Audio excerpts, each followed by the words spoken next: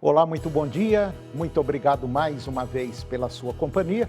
Está começando mais uma edição do programa Agronegócio e eu desejo a você muita paz e muita saúde. E no nosso programa de hoje nós vamos comentar do mercado da carne bovina, principalmente para exportação. Eu vou conversar com Hélio Jove, engenheiro ambiental e o CEO da Supremo Ambiental, e nós vamos falar do tempo da seca que chegou e quais os cuidados que o produtor rural deve ter com a sua propriedade. Vamos falar dos mercados do milho e da soja e principalmente da colheita do milho aqui no Brasil, que deve ser uma das maiores que o país já teve. E você vai ver que o mercado islâmico, em cuja região, lá no Oriente Médio, a chapa está cada dia mais quente. O programa Agronegócio já está no ar.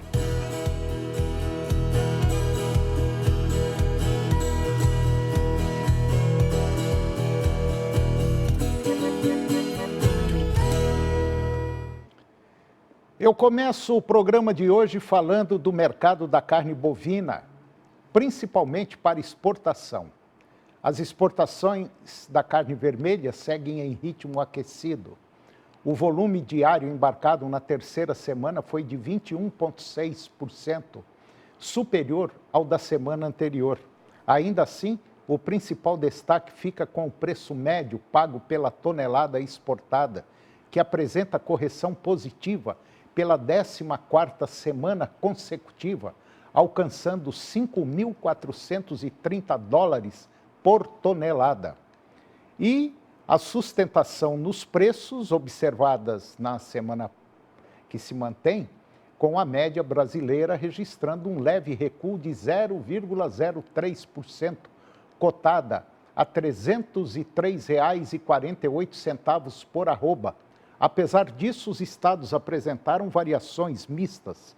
Em São Paulo, por exemplo, houve valorização de 0,4% em relação ao dia anterior, com a arroba cotada em média R$ 318,68.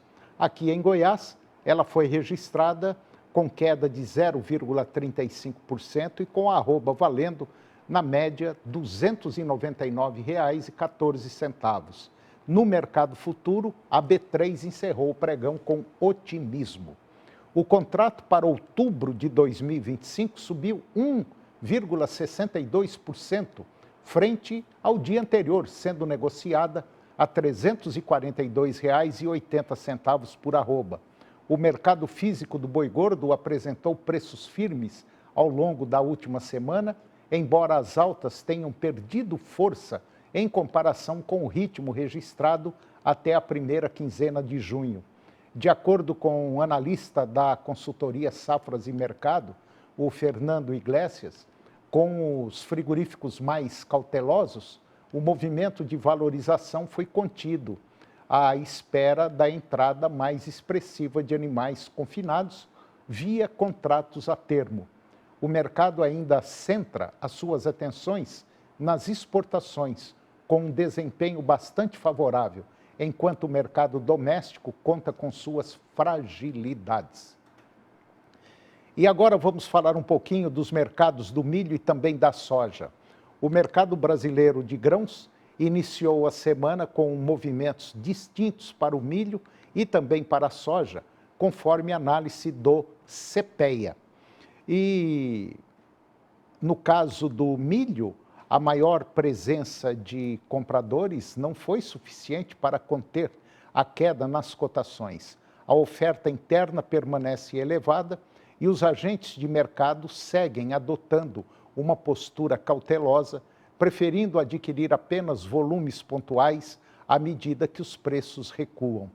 De acordo com o CPEA, muitos compradores estão optando por estratégias de curto prazo, aproveitando os patamares mais baixos com foco na revenda futura, o que garante alguma liquidez, mas não impede novas baixas nos preços. Já no mercado internacional, o destaque ficou por conta do óleo de soja, que acumulou alta a 15% superior na última semana. Segundo o CPEA, o movimento ele foi impulsionado por restrições de oferta e pela maior demanda para a produção de biodiesel e para o consumo alimentar. Essa valorização no exterior, no entanto, trouxe reflexos diretos ao mercado brasileiro e os prêmios pagos aos exportadores recuaram. A queda nos prêmios indica que parte da valorização internacional ela foi absorvida pelos intermediários, reduzindo o ganho final para os vendedores brasileiros. Esse cenário ele é muito comum em momentos de alta repentina no mercado externo, quando as tradings elas ajustam os preços pagos no Brasil para compensar o aumento nos custos logísticos e também de operação. Enquanto o mercado de milho ele segue pressionado por fatores internos, o segmento da soja acompanha com atenção os desdobramentos no cenário internacional. A tendência de curto prazo aponta para a continuidade da volatilidade em ambos os mercados, com compradores e vendedores buscando estratégias para minimizar riscos e aproveitar eventuais oportunidades. E agora vamos falar um pouquinho do mercado islâmico, em cuja região Oriente Médio a chapa está cada dia mais quente. A guerra entre Irã e Israel, que agora envolve também aí os Estados Unidos, já gera reflexos no agronegócio brasileiro. O conflito elevou os preços da ureia e causou a paralisação de fábricas de adubo na região, que pode comprometer a oferta do insumo aqui no Brasil. Além disso, existem preocupações com possíveis entraves logísticos para exportações de carnes halal do Brasil, que tem nos países do Oriente Médio seu principal destino. No entanto, um prometido cessar-fogo pode mudar esse cenário. O presidente americano Donald Trump afirmou em rede social que Irã e Israel teriam concordado com uma trégua após cumprirem suas missões finais. Antes das declarações de Trump, analistas do mercado agropecuário e indústrias avaliam os possíveis efeitos de um eventual fechamento do Estreito de Hormuz pelo governo iraniano, uma importante rota comercial marítima. A interdição poderia elevar os custos de seguro e fretes, além de exigir um redesenho das rotas de exportação das carnes halal brasileiras, mesmo sem o fechamento. A passagem de navios poderia, vamos assim dizer, diminuir por questões de segurança. Analistas da consultoria Stonex informaram que a produção de ureia no Irã e no Egito, importantes polos de fabricação no Oriente Médio, sofreu paralisações. No caso egípcio, a interrupção se deve à falta de gás natural, resultado da redução de fornecimento de combustível por Israel. Já no Irã, as fábricas de ureia e amônia foram paralisadas devido aos riscos associados à guerra, agravando a escassez de oferta. Tomás Pernias, analista de inteligência de mercado da Stonex, destacou que a interrupção na produção desses países é motivo de preocupação, sim, para os compradores internacionais.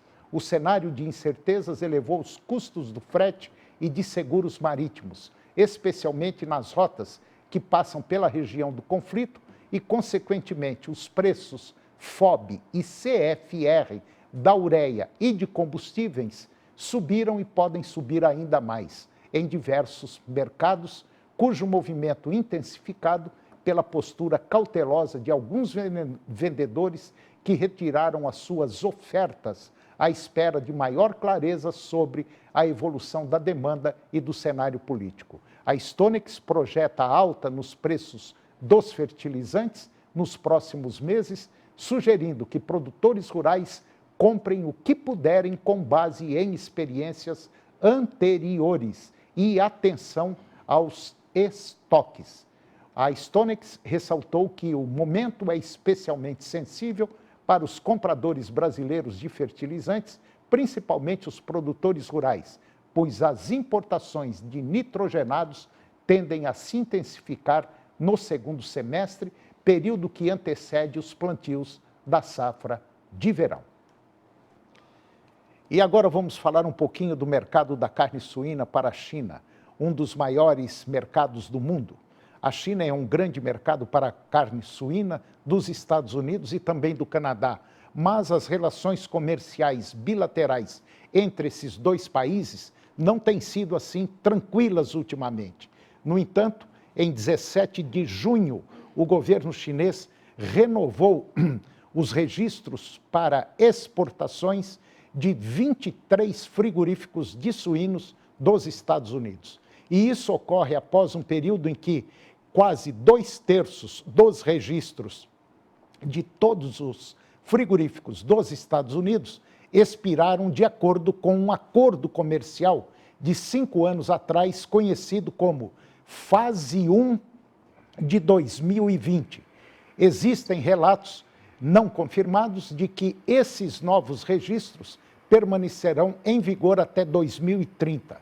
Isso também ocorre após um período em que os chineses impuseram tarifas retaliatórias de 10% sobre a carne suína e também a carne bovina e laticínios, e cancelaram grandes encomendas de carne suína dos Estados Unidos em resposta às tarifas americanas sobre importações chinesas. Enquanto isso, embora o comércio entre o Canadá e a China esteja fluindo bem, o mesmo não acontece, vamos dizer assim, com a carne suína. Em março, a China aplicou tarifas de 25% sobre a carne suína e outros produtos agrícolas canadenses, em retaliação à tarifa de 100% imposta pelo Canadá às importações de veículos elétricos chineses no ano passado. E isso reduziu significativamente as importações chinesas de carne suína canadense. E agora vamos falar um pouquinho do mercado do milho aqui no Brasil, que deve ser uma das maiores do país. A safra de milho brasileira para 24-25 deverá ser a segunda maior da história do país, com projeção de 127 milhões de toneladas, segundo um estudo dos pesquisadores Joana Colucci, Gary Skintken, Nick Paulson, do Departamento Agrícola e do Consumidor da Universidade de Illinois, lá nos Estados Unidos. E esse volume ele supera o registrado no ano passado e as estimativas anteriores, impulsionado pelas chuvas favoráveis em abril e também maio, que beneficiaram as principais regiões produtoras da segunda safra, responsável por 78% da colheita total. A previsão mais recente da Companhia Nacional de Abastecimento, a Conab, indica que a produção total, somando as 3 safras, deve alcançar quase 127 milhões de toneladas, 10% a mais que a temporada passada. Consultorias privadas, porém, apontam para uma produção ainda maior, podendo chegar a 137 milhões de toneladas. O aumento não é reflexo de uma expansão expressiva da área cultivada, que subiu apenas 1,5%, mas sim do rendimento recorde, estimado em 5,9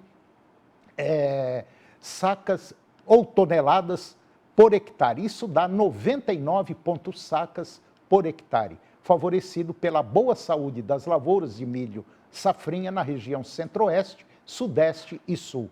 O milho de segunda safra, ele mantém a sua relevância como motor da produção nacional, com expectativa de alta de 11% na colheita, atingindo 99,7 milhões de toneladas. Já na primeira safra, concentrada no sul, recuou nos últimos anos devido à maior atratividade da soja no verão. A terceira safra, que representa a parcela menor da produção, deverá ter ligeira queda, mas ainda mostra potencial de crescimento para atender a demanda do norte e do nordeste. Apesar da colheita robusta, as exportações de milho do Brasil devem cair por volta de 9% neste ano, impactadas pelo consumo crescente do setor de proteína animal e pelo avanço das novas usinas de etanol de milho, especialmente na região centro-oeste. A produção de milho no Brasil tem suas 3 safras anuais e está a caminho de atingir o segundo maior volume da história do país, superando as expectativas, é o que concluiu o estudo. E depois do intervalo eu vou conversar com Hélio Jove, engenheiro ambiental, CEO da Supremo Ambiental, e nós vamos falar do tempo da seca que chegou e quais os cuidados que o produtor tem que ter com a sua propriedade. Nós voltamos já, é um minuto só.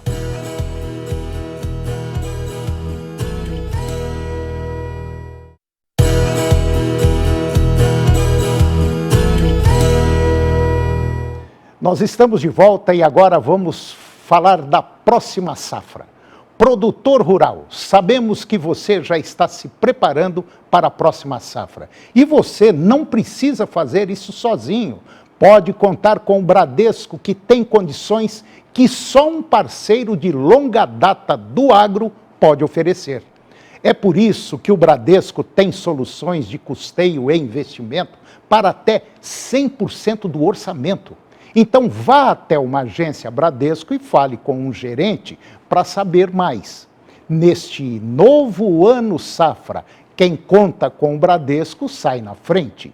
De ponta a ponta, é com o Bradesco que o agro conta.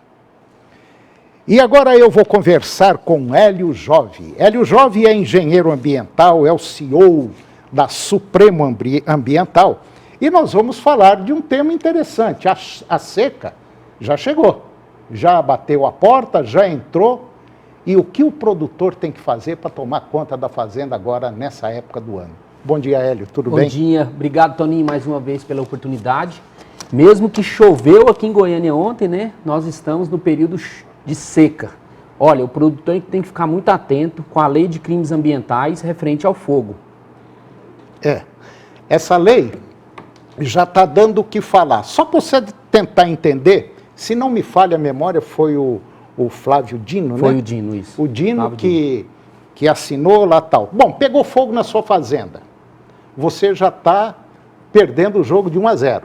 Olha só, Toninho, a responsabilidade, ela é do proprietário. Então ele tem que se resguardar. Como? Fazendo aceros, comprando equipamento contra incêndio, e tudo que acontecer na vizinhança, ele fazer um boletim de ocorrência, também na sua propriedade, se ocorrer algum tipo de fogo, imediatamente, porque com essa decisão do STF, ele pode perder a propriedade, se ele não comprovar que aquele fogo não foi ele, ou se ele não tiver alguma forma de estar resguardado. Hélio, eu vi um comentário de uma advogada ambiental sobre esse tema. Eu li o comentário dela e achei interessante. Eu tenho uma propriedade rural e passam 3 estradas nas divisas. Tá, me passa um gaiato lá, me joga uma bituca de cigarro, pega fogo. E daí? Hoje, a responsabilidade vai ser do produtor. Por isso que ele tem que estar resguardado com todas as possibilidades, como o acero, como eu disse, com a documentação, com o equipamento contra incêndio, já compro antes de pegar o fogo, com a nota fiscal para comprovar, porque ele tem que correr atrás de resolver isso quanto antes, porque se pegar fogo e não tiver uma comprovação, é a realidade do Brasil, ele pode perder sua propriedade. Tá, você é um produtor rural, você tem pasto na sua fazenda, você plantou milho para fazer silo, eu tenho pasto na minha propriedade e você que está me acompanhando, se tiver uma propriedade, tem pasto. Consegue apagar um fogo num braquearão, num pasto? Quase que impossível, Toninho. É difícil. Sabe, eu acho que esses caras que estão sentados num ar-condicionado, gravatadinho e bonitinho, não sabem o que se passa quando vê um fogo num pasto. E outra coisa, né, Toninho? É prejudicial para o próprio produtor. O que ele tem de mais valioso é seu solo. Naquele período crítico, se ele não cuida, imagina uma cerca? Quanto que é uma cerca. E se ele perde o pasto, que já está no período crítico, que muitos não dá conta de passar nem aquele período. Sim. E ainda pega fogo. Então fica parecendo que cada dia, eu com esses 22 anos como consultor, Toninho, eu nunca vi tanta perseguição ao agronegócio, tanta perseguição quanto às questões ambientais. E o governo federal, o governo estadual, o poder público, ele aprendeu o quê? Fiscalizar dá muito dinheiro. Multar dá muito dinheiro. Agora, você que é produtor, e eu tenho certeza, você sabe, vai entender o que eu vou falar. Você conseguiu apagar um fogo num pasto. Oh, graças a Deus, agora vamos dar uma descansada. Quando você olha lá de um outro lado, que a 50, 100 metros longe de você, é o fogo começando lá de novo. Exatamente. Então, é impossível você apagar fogo num pasto. Não consegue apagar. Não, é impossível, literalmente. Não Ainda mais se ele tiver vedado. Não tem jeito. Você pode fazer acero, você pode fazer o que você quiser. Não consegue apagar. Você tem que simplesmente ficar de longe, molhar em volta da sua casa para não pegar fogo na sua casa ou no curral. E rebentar os arames para o gado ir embora. Não tem como. Como é que você apaga um fogo numa roça de milho? Não tem jeito. Eles fazem, nas rodovias a gente vê, né, que eles fazem aqueles aceros para ver se fica mais longe do sufoco aí de receber uma bituca de cigarro, alguma coisa, mas realmente é muito difícil, praticamente impossível. Bom, então o que eu acho que você tem que fazer é conversar com seus vizinhos, montar um sistema de segurança vocês mesmo, porque não vai ter ajuda de ninguém, não adianta você querer resolver que não vai resolver. Junta os seus vizinhos todos e fala, olha, vamos tentar aí, sei lá, puxar mangueira, puxar alguma coisa para... Eu penso assim, Toninho, literalmente amedrontar o produtor para ele se resguardar o máximo possível. Mas se acontecer de pegar fogo, alguma coisa assim, tem que ter essas situações que eu disse para poder, se acontecer de ter um processo judicial, ele ter condição de fazer uma defesa. Hélio, você, como eu disse, você é produtor. Em sã consciência, eu não conheço nenhum produtor que vai botar fogo em pasto. Não tem mesmo. Não tem. Hoje não tem. Só se o sujeito, com todo respeito ao palavreado, for muito imbecil para fazer isso. O negócio é que o pessoal confunde, Toninho. Quando no passado ia formar, colocava fogo mesmo. Isso era natural. Era natural, colocava fogo para formar. Mas depois que está formado, ninguém coloca fogo mais na propriedade, não. Isso é impossível. Ninguém vai pôr fogo no seu dinheiro, que seu solo é o maior patrimônio. E eu quero saber agora, já que a gente tem que ter nota fiscal, tem que comprar equipamento, quem é que vai ter dinheiro, financiamento para comprar isso aí? Você tem que ter no mínimo 1 ou 2 tratores, dependendo da fazenda, do tamanho, você tem que ter aí uns 2, 3 tanques de 3, 5, 10 mil litros para puxar isso, para o trator poder puxar isso aí. Ora, é uma coisa, infelizmente, absurda e com todo respeito, burra, fazer um negócio desse. Não tem condição. Sentido. Não tem sentido. E um outro detalhe, nós já estamos no finzinho da entrevista aqui, você que vai lá para o Araguaia ou vai acampar numa praia, agora, o seu acampamento, aí a sua família vai ter que pagar R$500. Sabe por quê? Porque uma boa parte... Tem 15 metros. 15 metros da APP, da mata ali, é do governo federal. É do governo federal. Então você está invadindo. Se você quiser ficar, é R$500. Né? Exatamente. R$500 por família, tem que entrar no site do governo federal, tirar essa taxa, pagar. E tem outra coisa, você só está pagando para o local. O governo não vai te dar estrutura, não vai te dar apoio, nada. É só mais uma forma, literalmente, de arrecadação. Então quem está aí preparado para ir para o Araguaia, aqui em Goiás, que é a nossa praia, prepare, porque pode ser multado se não tiver pago essa multa aí, essa taxa de R$500. Quer dizer que eu estou lá, com a minha família, eu, minha esposa, 3 filhas, 2 filhas, tal. Daí a pouco chega um sujeito de colete, governo federal, tal, IBAMA, não sei de onde. O senhor está com o ticket aí ou com o recibo? Não, não estou. Então dá licença, o senhor vai ter que ir embora. Além de levar a multa, porque tem a multa também. Faz o L. Tá complicado, não tá? Tá demais. É uma ânsia por arrecadação que está impressionante. É porque está gastando mais do que arrecada. É isso. É só por isso. Aí qualquer pessoa que faz continha de matemática sabe, né? Qualquer um. Não precisa ser muito inteligente, não, né? Qualquer um. Ué, tá feia a coisa, hein? Com certeza. Não tá fácil para o produtor Você e para a população. Você só vem aqui falar coisa ruim, caramba. Hélio, Mais uma vez, muito obrigado e até a próxima. Mas o objetivo é sempre trazer o conhecimento para o pessoal ficar resguardado. Claro. É trazer informação. E essas duas informações foram excelentes. Obrigado, Hélio. Eu que agradeço. Um abraço. Valeu. E o programa de hoje chegou ao fim. E eu termino o nosso programa com a seguinte frase: a vida é para quem é corajoso o suficiente para se arriscar e humilde o bastante para aprender. Muito obrigado pela sua companhia, que Deus os abençoe e até o próximo programa.